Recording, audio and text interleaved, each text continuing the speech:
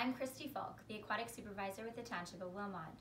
This week's water safety lessons is going to be on CPR for an adult. Please note, these are just tips. To become more comfortable with the steps, it is best to sign up for a CPR course when the facilities reopen. During this time of COVID, it's important that the rescuer keeps in mind their personal safety. Safety is always number one when it comes to first aid, and your safety is more important. However, we do always want you to help. COVID is a respiratory illness, which means it's spread through our saliva and breathing. So by doing CPR with mouth to mouth does put the rescuer as well as the victim at risk.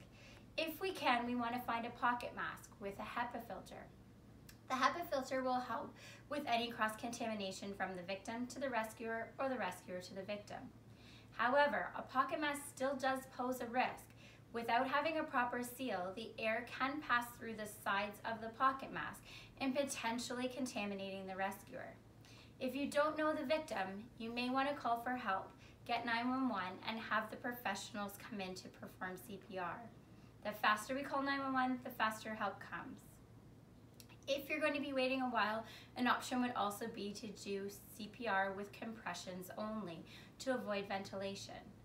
Please note that though this is recommended in an adult, as adults are more likely to fall unconscious due to cardiac arrest. Children are more likely to fall unconscious due to a respiratory illness, which means that rescue breaths are still imperative to the success of CPR, and the recommendation is that children are less likely to be carriers, and if you feel comfortable, it is still recommended to do breaths. Focusing today on adult CPR, when you walk into the scene, the first thing you want to do is check to make sure that it's safe. Looking around, making sure that there's no gas, no glass, no fire, no wire, or any other harm to yourself. Once you've established the scene is safe, you're going to establish responsiveness with your victim. Hey you, are you okay? Wake up, hey you. Unresponsive, we want to call for help. Help, help, I need you to call 911. Tell them we have an unconscious adult here at your location, and have the bystander call 911. Without a bystander, pull out your cell phone and make a quick call.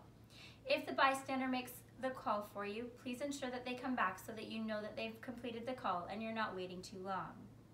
Once you've established responsiveness, then you want to make sure that you check to see if the victim's breathing by performing a head tilt chin lift. Taking the victim's head, tipping it back towards the ceiling, and lifting their jaw up towards the top of the sky. Your cheek goes down to the victim's face, and you're going to look to see if the chest is rising, listen to see if you can hear breaths, and see if you can feel anything on your cheek. A look, listen, and feel is performed for approximately 5 to 10 seconds.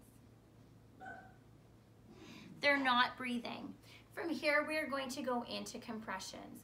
We landmark between the nipples, 2 hands down, shoulders over the victim, 30 compressions to 2 breaths. 1 and 2 and 3 and 4 and 5 and 6 and 7 and 8 and 9 and 10 and 1 and 2 and 3 and 4 and 5 and 6 and 7 and 8 and 9 and 20, 2 and 3 and 4 and 5 and 6 and 7 and 8 and 9 and 30.